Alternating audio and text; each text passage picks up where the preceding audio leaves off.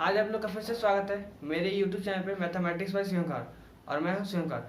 हम लोग ट्रिग्नोमेट्री का द्वितीय चैप्टर पढ़ लिया। आज हम लोग ट्रिग्नोमेट्री में पढ़ेंगे हाइट एंड डिस्टेंस। अगर आप लोग मेरे चैनल को सब्सक्राइब नहीं किए हैं तो सब्सक्राइब जरूर कर ले पहले और बेल आइकन जरूर प्रेस करें ताकि मेरे वीडियो का नोटिफिकेशन आप लोगों के पास सबसे पहले पहुंचे। तो चलिए आज हम लोग पढ़ते हैं हाइट एंड डिस्टेंस। आज का जो हम लोग का टॉपिक है वो है हाइट एंड डिस्टेंस। ये भी ट्रिग्नोमेट्री का ही चैप्टर है। इस चैप्टर से पढ़ने से पहले हम लोग कुछ टर्म को समझते हैं जो इसमें इम्पॉर्टेंट है। अगर आप वो टर्म को समझ जाइएगा तो आपका क्वेश्चन इजीली वे से सॉल्व हो जाएगा। तो जो पहला टर्म है वो है line of site. Line of site, इसका हम लोग पहले डेफिनेशन देखते हैं कि ये होता क्या है।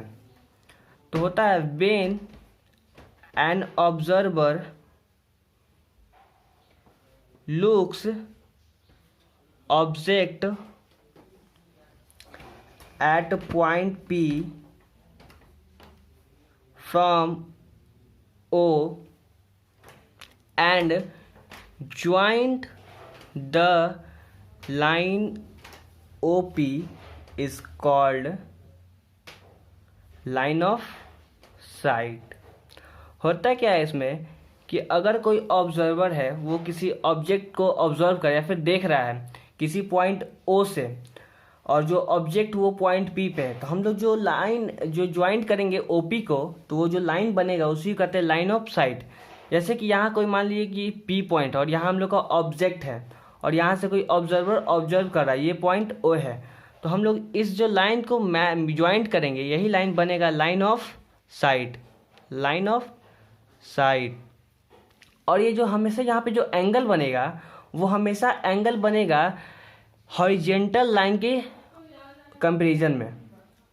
ये हो गया हम लोग का हॉरिजेंटल लाइन।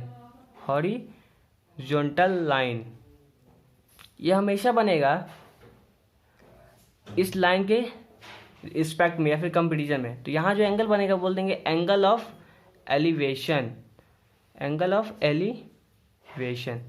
तो समझिए पहले कि एंगल ऑफ एलिवेशन क्या होता है। एंगल ऑफ एलिवेशन वो होता है अगर कोई ऑब्जर्वर किसी ऑब्जेक्ट को ऑब्जर्व करेगा नीचे से ऊपर की ओर, नीचे से ऊपर की ओर, तो जो एंगल बनेगा as respect to horizontal line वही होता है angle of elevation. Angle of elevation. और एक और एंगल बनता है जिसको बोलते हैं एंगल ऑफ डिपर्शन। डिपर्शन में क्या होता है, अगर कोई ऑब्जर्वर किसी ऑब्जेक्ट को ऑब्जर्व करेगा किसी अपर पॉइंट से लोअर पॉइंट पे, तो वहाँ पे जो एंगल बनेगा उसी एंगल को हम लोग बोलते हैं एंगल ऑफ डिपर्शन। तो यहाँ पे जो एंगल बनेगा angle of depression. Angle of depression. तो हम लोग एंगल ऑफ डिपर्शन और एंगल ऑफ एलिवेशन दोनों का डेफिनेशन देखेंगे। उससे पहले डेफिनेशन देखने से पहले आप इस दोनों टर्म को समझ जाइए। अगर कोई टावर है, ठीक है, और कोई यहाँ पे ऑब्जर्वर है और टावर के एकदम टॉप पे ऑब्जर्व कर रहा है, टॉप पे, तो जो यहाँ पे एंगल बनेगा वो बनेगा एंगल ऑफ एलिवेशन। क्यों? क्योंकि जो ऑब्जर्वर है वो क्या कर रहा है, बॉटम पॉइंट से टॉप पॉइंट पे देख रहा है, बॉटम पॉइंट से टॉप पॉइंट पे देख रहा है, इसलिए जो यहाँ पे एंगल बनेगा वो बनेगा angle of elevation. Angle of elevation. अगर जैसे कि कोई बिल्डिंग है, बिल्डिंग पे यहाँ फ्लैग लगा हुआ है, ठीक है, और कोई ऑब्जर्वर है इस पॉइंट से इस फ्लैग को ऑब्जर्व कर रहा है, तो आप लोग मुझे कमेंट करके बताएं कि यहाँ पे जो एंगल बनेगा वो कौन सा बनेगा, एंगल ऑफ एलिवेशन या फिर एंगल ऑफ डिपर्शन। अब कुछ डिपर्शन का भी हम लोग एग्जाम्पल देख लेते हैं। समझिए एंगल ऑफ डिपर्शन क्या होता है। अगर कोई ये बिल्डिंग है, ये वाला कोई बिल्डिंग है और इसका ये टॉप है यानी कि रूफ यानी कि छत है, छत से कोई ऑब्जर्वर एक गाड़ी को ऑब्जर्व कर रहा है, तो जो एंगल बनेगा वो कौन सा एंगल बनेगा, एंगल ऑफ एलिवेशन या डिपर्शन? तो एंगल ऑफ डिपर्शन बनेगा यहाँ पे, एंगल ऑफ डिपर्शन। क्यों बनेगा एंगल ऑफ डिपर्शन? क्योंकि जो ऑब्जर्वर है वो क्या कर रहा है, टॉप से बॉटम पे व्यू कर रहा है, इसलिए। अब जैसे समझिए कि एक और ये टावर है यहाँ पे और कोई ऑब्जर्वर टावर पे कोई वर्क कर रहा है, टावर के टॉप पे कोई वर्क कर रहा है और उसका कोई जो स्टाफमैन है वो नीचे है, तो जो यहाँ से जो जो वर्कर ऑब्जर्व करेगा इस अपने स्टाफमैन को, यहाँ जो एंगल बनेगा कौन सा एंगल बनेगा, आप लोग कमेंट करके मुझे बताएं। अब हम लोग देखते हैं डेफिनेशन एंगल ऑफ एलिवेशन और एंगल ऑफ डिपर्शन। तो पहले देखते हैं angle of elevation.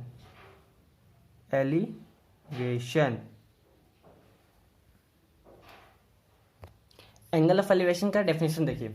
Suppose that from a point O, जैसे कोई पॉइंट ओ है और वहाँ से कोई देख रहा है पॉइंट पी पे, और वो रखा हुआ है आपके आँख के ऊपर, यानी कि आपका आँख मान लीजिए यहाँ है तो कोई पॉइंट पी है यहाँ पे है, ठीक है। तो आपका आँख तो यहाँ है और आपका आँख आएगा इस लेवल में हॉरिजॉन्टल वे में, लेकिन आपके आँख से ऊपर में रखा हुआ है, ठीक है। तो जो एंगल बनेगा, और ये हम लोग का हो गया लाइन ऑफ साइट। हम लोग लाइन ऑफ साइट का डेफिनेशन पढ़ चुके हैं, तो ये हम लोग का क्या है, लाइन ऑफ साइट। तो जो एंगल बनेगा लाइन ऑफ साइट और ये हॉरिजॉन्टल लाइन के बीच, यहाँ क्या बनेगा, एंगल ऑफ एलिवेशन। यही कहता है इसका डेफिनेशन में, ठीक है, इसका डेफिनेशन यही है। अब देखिए एंगल ऑफ डिपर्शन का एग्जाम्पल और डेफिनेशन। अब समझिए angle of depression. Suppose that from a point O, कोई पॉइंट ओ है यहाँ पे, ठीक है। You look down at an object P, और आप किसी पॉइंट पी पे ऑब्जेक्ट रखा वो आपके आँख के लेवल के नीचे है, ठीक है। तो जो एंगल बनेगा लाइन ऑफ साइट से और हॉरिजॉन्टल लाइन से, वो क्या बनेगा, एंगल ऑफ डिपर्शन। जैसे कि हॉरिजॉन्टल लाइन हमारा ये हो गया और लाइन ऑफ साइट ये हो गया, क्योंकि यहाँ पे ओ पॉइंट और यहाँ पे पी पॉइंट है। तो जो यहाँ पे एंगल बनेगा, ये एंगल बनेगा angle of depression, angle of डिपर्शन।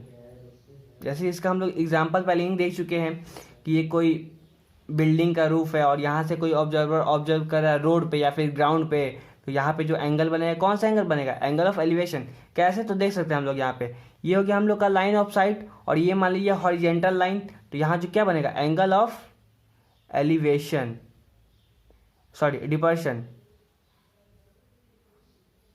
क्या बनेगा, एंगल ऑफ डिपर्शन। अब हम लोग कुछ क्वेश्चन कर लेते हैं हाइट एंड डिस्टेंस का। तो चलिए आपका पहला क्वेश्चन मैं लिख के देता हूँ।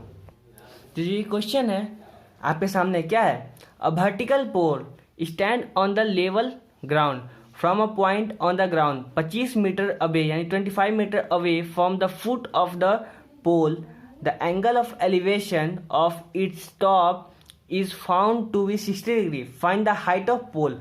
हम लोग क्या निकालना, हाइट ऑफ पोल। तो जो जो क्वेश्चन में कहा है उसके अकॉर्डिंग आप लोग पहले फिगर को ड्रॉ कर लीजिए। क्या कहता है, a vertical pole stand on level ground, तो ये हम लोग का लेवल ग्राउंड है, इस पर हम लोगों ने एक वर्टिकल पोल को ड्रॉ कर लिया है। From a point on the ground 25 metre away from the foot. देखिए ये जो है क्या है, पोल का फुट है और ये क्या है, टॉप है। ये है टॉप और ये है फुट, ठीक है। तो फुट से 25 मीटर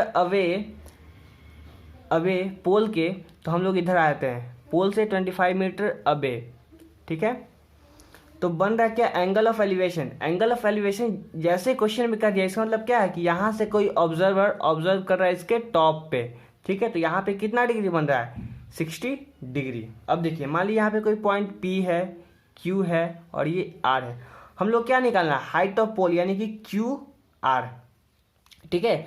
हम लोग करेंगे क्या, यहाँ पे tan लगाएंगे, tan पहले, सबसे पहले इन ट्रायंगल PQR हम लोग tan थीटा क्या जानते हैं, P/B। थीटा यहाँ है हम लोग का, तो ये क्या हो गया P और ये क्या हो गया B।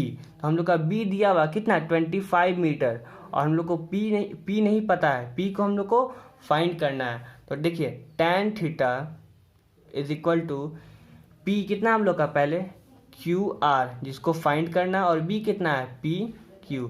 बताइए थीटा का वैल्यू कितना दिया हुआ है, 60 डिग्री।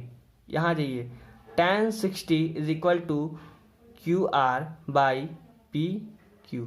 अब क्या कीजिए कि tan 60 का वैल्यू रखिए। बताइए tan 60 का वैल्यू क्या होता है, √3, और QR नहीं मालूम है, QR को इसी तरीके से रहने दीजिए, और PQ पता है 25 मीटर। अब यहाँ देखिए QR is equal to 25 into root 3, तो QR is equal to 25√3 metre, यानी कि द हाइट ऑफ पोल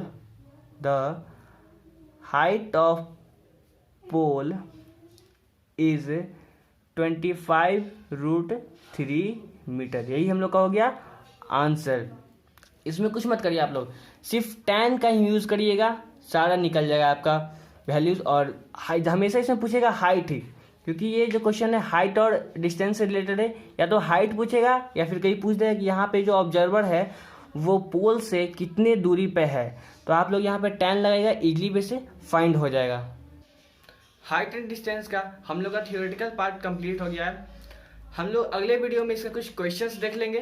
तो मेरे वीडियो को लाइक करें, सब्सक्राइब करें, शेयर करें। Thank you.